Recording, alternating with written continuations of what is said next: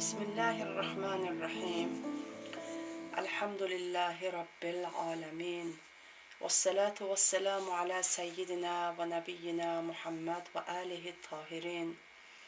Vel'an a'da'ahum ecma'in minel an ila qiyami yevmiddin. Rabbi şrahli sadri ve yessirli amri ve hlul uqdeten min lisani yefkahu kavli. Hasbunallah ve ni'mal vekil. Ni'mal mevla ve ni'mal nasir. Esselamu alel mahdi ellezî yemla'ul ardı adlen ve qista kema mula'at zulmen ve cevra. Esselamu aleyk ya bagiyetallah ve rahmetullahi ve berekatuh. Bugün işleyeceğimiz ayet Bakara suresinin 106 ve 107. ayetleridir.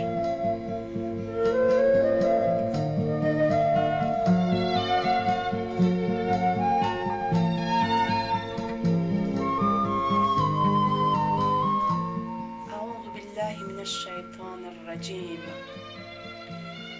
Ma nansah min ayetin ev nunsiha na'ti bi hayrin minha ev misliha. Alam ta'lam ennallaha ala kulli şeyin kadir.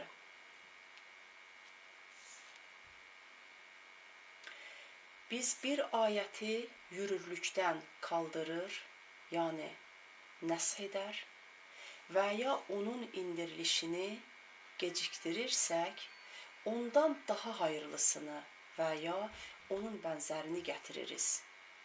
Allah'ın her şeye kadir olduğunu bilmez misin?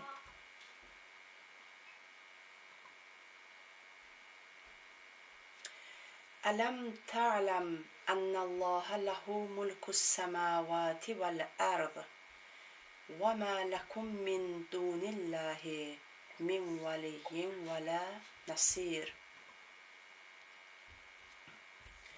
Göklerin ve yerin egemenliğinin Allah'a ait olduğunu ve sizin için Allah'tan başka bir veli ve yardımcı olmadığını bilmez misiniz?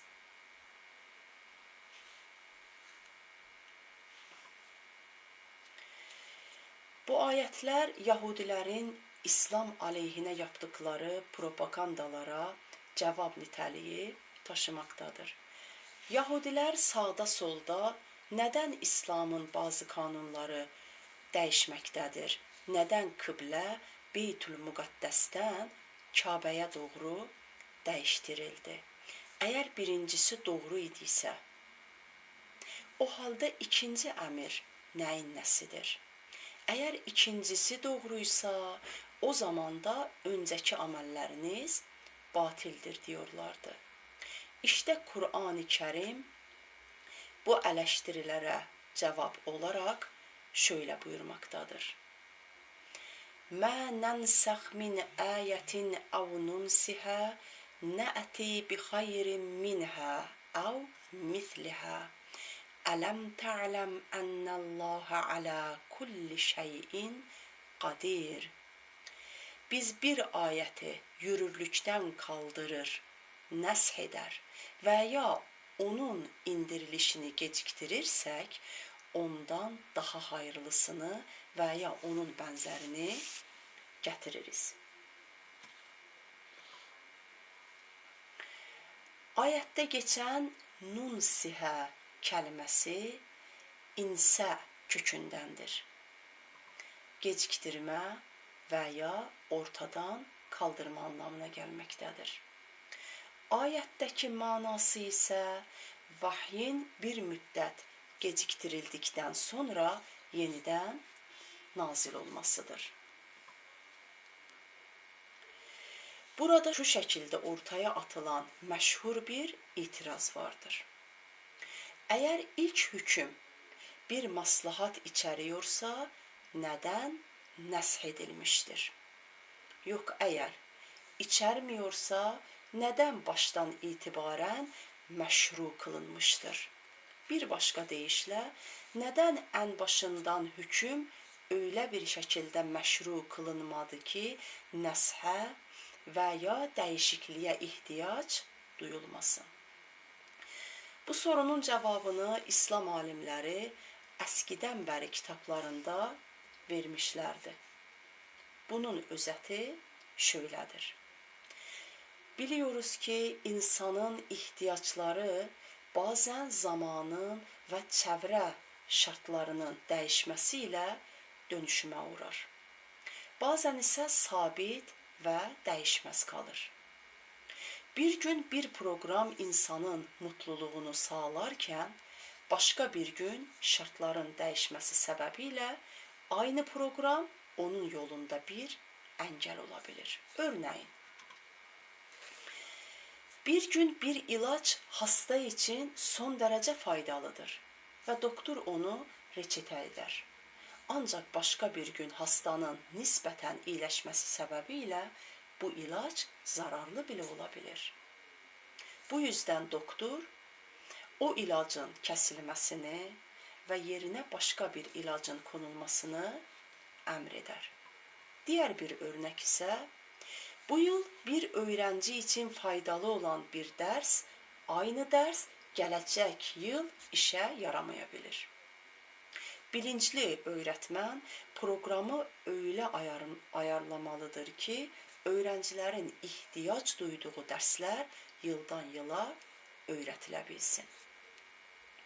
Bu mesele özellikle insanın ve toplumların təkamül yasası göz önüne alındığında daha da belirginleşir. İnsanların təkamül süresinde bir program bazen faydalı ve yapıcıdır. Bazen de zararlı ve değiştirilmesi gerekir. Özellikle sosyal ve ideolojik devrimlerin bağladığı dönemlerde. Programların farklı zaman dilimlərində dəyişdirilməsinin gərəkliliyi daha açıq şəkildə görülməkdədir. Əlbəttə unutmamaq gərəkir ki, təməl əsasları oluşturan ilahi hükümlərin ilkələri hər yerdə aynıdır. Təvhid ilkəsi sosial ədalət və bənzəri yüzlərcə hüküm asla değişmez. Değişim daha küçük ve ikinci meselelerdədir.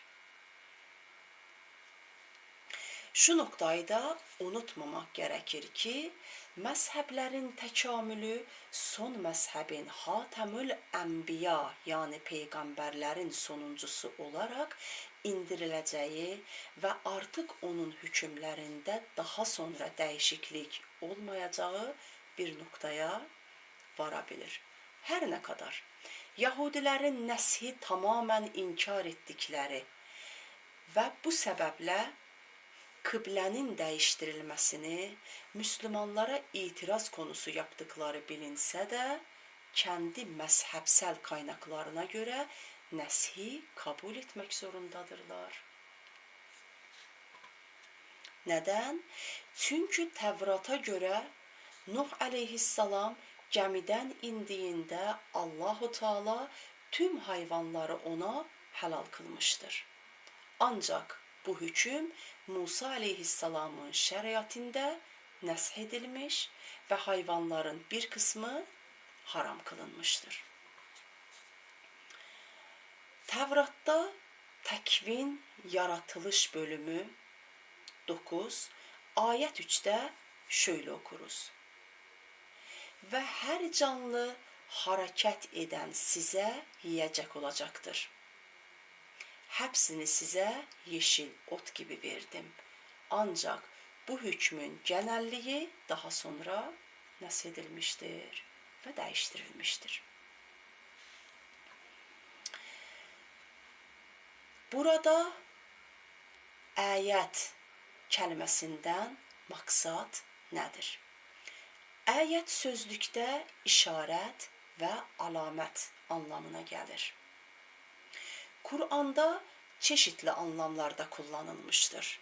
Bunlardan bazıları şunlardır. Kur'anın kəndinə özgü işarətlərlə bir-birindən ayrılmış və ayət olaraq bilinən bölümləri ayət adlandırılmışdır. Mucizələr də ayət olaraq Kur'an-ı Kərimdə tanıtılmışdır. Allahı tanıma və ya ahirət konusunda dəlil və işarət anlamında da kullanılmışdır. Yüksək və görkəmli binalar gibi dikkat çekici şeyler anlamında da kullanılmıştır. Ancak açıktır ki, bu çeşitli anlamlar aslında hepsi ortak bir noktaya, yani işaret, alamet kavramına geri döner. Ancak üzerinde durduğumuz ayetlerde Kur'an'ın bir ayeti nesh eder ve unutturursak ondan daha hayırlısını ya da benzerini getiririz. Az önce tilavet ettiğimiz Bakara suresinin 106. ayetinde buyurduğu hükümlere işaret etmektedir. Şöyle ki, bir hüküm nesh edilecekse ondan daha hayırlısı indirilir. Veya peygamberlerden birinin mucizesi nesh edilecekse sonraki peygambere daha bəliğ, açıq bir möcüzə verilir. Ayetin muhtevasının tatbik edilen örneklərindən birisi de toplumda imamət görevinin devam ettirilmesi ve her imamın önceki imamın yerine geçip onun görevini devam ettirmesidir. Nitekim ayetin açıklamasıyla ilgili bir hadiste şöyle geçmektedir. Bir imam dünyadan gittiğinde mutlaka diğer bir imam onun yerine geçer.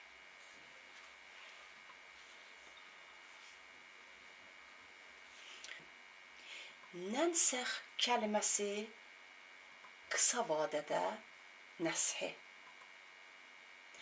nunsihə kəlməsi ise uzun vadede nəshi ifade eder.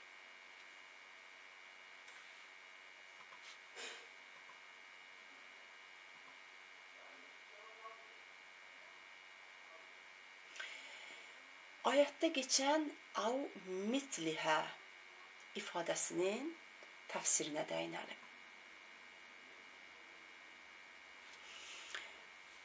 Başka bir soru daha ortaya çıkmaktadır. Av mislihədən maksat nedir? Eğer getirilen hüküm geçmişteki hükmün aynısı olursa, bu durumda ilk değişiklik anlamsız görünür. Bir şeyi nesh edip yerine aynısını koymanın ne gereği vardır? Nesh edilenin yerine gelen şeyin nesh edilenden daha hayırlı olması gerekir ki nesih kabul edilir hale gelsin.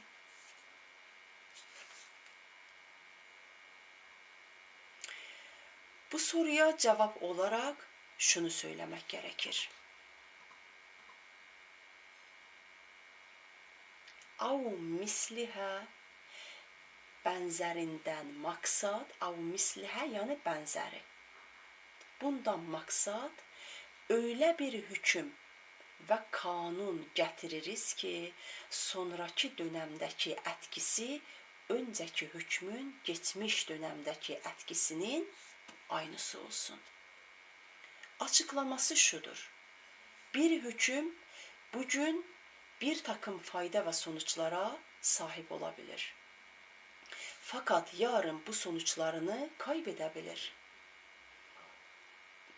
Bu durumda o hükmün nesh edilmesi ve yerine yeni bir hüküm konulması gerekir ki eğer ondan daha hayırlı değilse bile en azından eski hükmün geçmiş dönemde sahip olduğu sonuçlara yeni hüküm bu dönemde sahip olsun.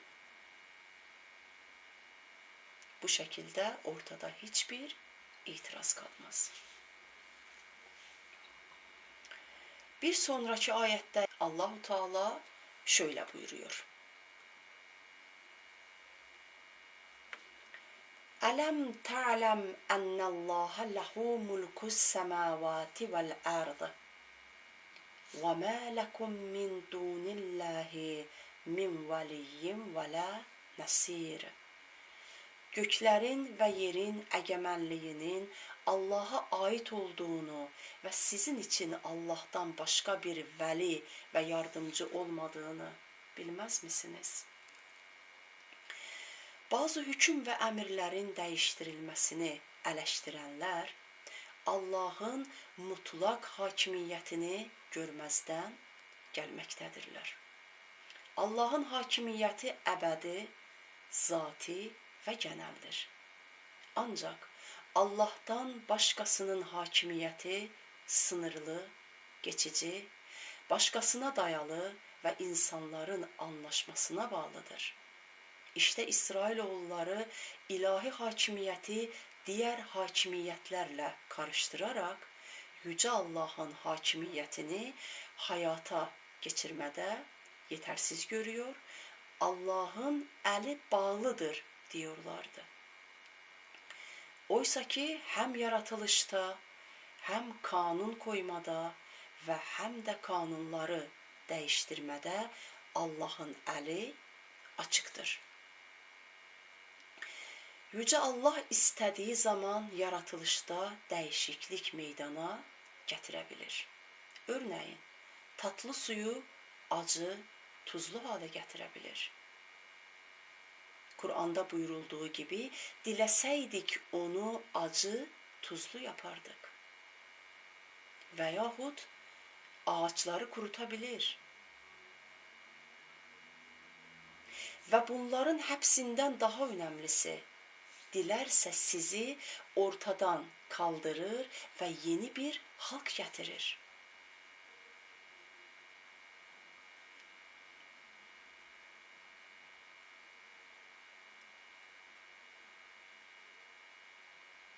Nitekim Kur'an-ı Kerim'de Allahu Teala İsrailoğullarından bir gruba şöyle buyurdu. Allah'ın rahmetinden kavulmuş maymunlar olun. Yani insanlık kisvesinden çıkıp maymun şekline bürünün. Bu tür değişiklikleri İsrailoğulları tarihleri boyunca defalarca gördüler.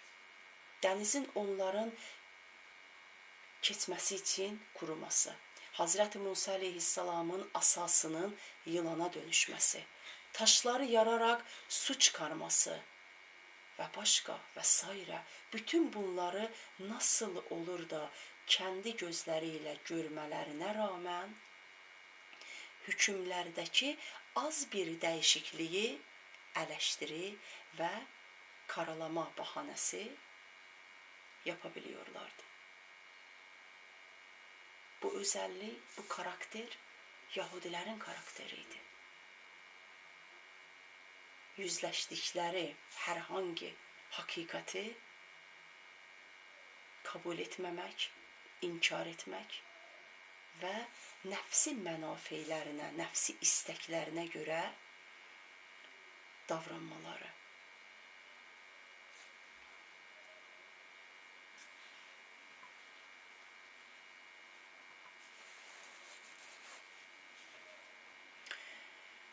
Ayetten alınan ibretli mesajlar. Birinci mesaj.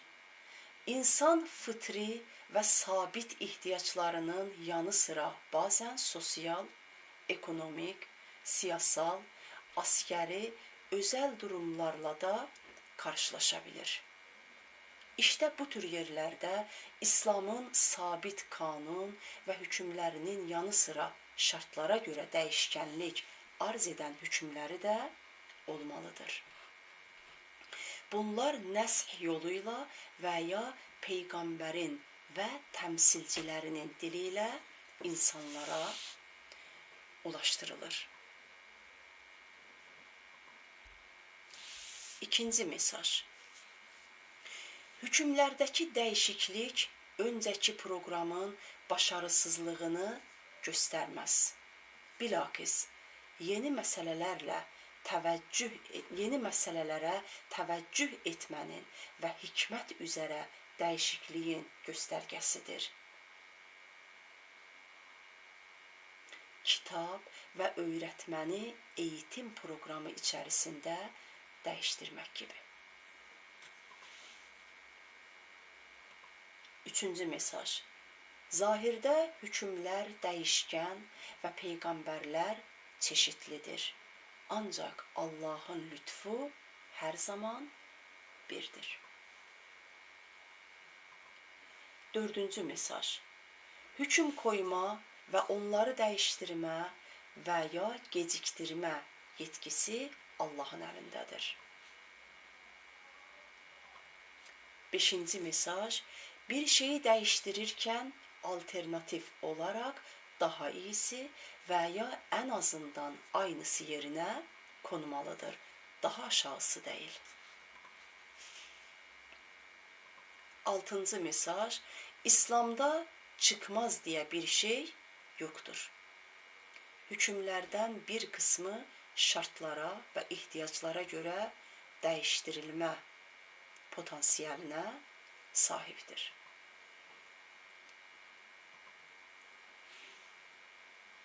Yedinci mesaj. Kanunu dəyişdirmək üçün çeşitli zəminələrin oluşması və yeni məsləhətlərin ortaya çıxmasına ilavətən bunu yapacaq gərəkli gücə də ehtiyac vardır. 8-ci mesaj.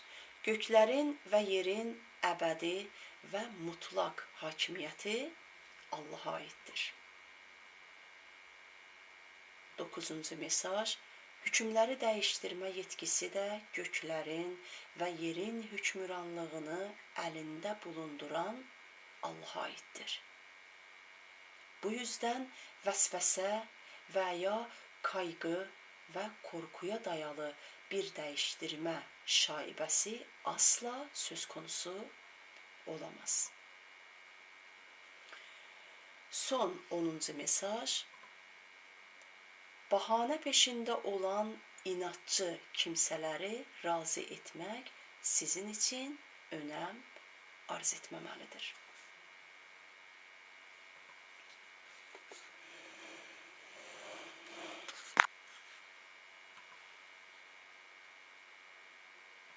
Şimdi də geçelim ayətdəki kəlimələrin anlamlarına. Mə hər nə. Nənsəx biz nəsx edərsək. Min ayətin bir ayətdən. Av və ya. Nunsihə onu unutturursak. Nəəti gətiririz. Bi xayrin daha iyisini. Av mitlihə ya da bənzərini. Ələm tə'ləm bilməz misiniz? Ənəlləhə ki Allah ələ üzərinə kulli hər şeyin şeyə. Ələ kulli şeyin hər şeyə. Qadirun qadirdir, gücü yetər. Ələm ta'ləm bilməz misiniz? Ənəlləhə ki Allah ləhu onundur, onun içindir. Mulku mülk, hükümranlıq. Əs-səməvat göklər. Vəl-ərzi və yer. Və mə ləkum və yoxdur sizə, sizin için. Min dunillahi Allah'tan başqa. Min vəliyyin bir vəli. Və lə nəsirin və nə bir yavər. Son olarak bir daha ayetləri okuyalım. Mə nənsəx min ayətin əv nunsihə nəəti bi xayrin minhə əv mitlihə. Biz bir ayəti yürürlükdən kaldırır və ya onu geciktirirsək, ondan daha hayırlısını veya onun benzerini getiririz. Ələm tə'ləm ənəllaha alə kulli şeyin qadir. Allah'ın her şeye kadir olduğunu bilmez misin? Ələm tə'ləm ənəllaha lehu mulkus semavati vel ard. Göklerin ve yerin egemenliğinin Allah'a ait olduğunu bilmez misin? وَمَا لَكُمْ مِنْ دُونِ اللّٰهِ مِنْ وَلِيٍّ وَلَا نَصِيرٍ. Ve sizin için Allah'tan başka bir veli ve yardımcı olmadığını bilmez misiniz? Vesselamu aleykum ve rahmetullahi ve berekatuhu.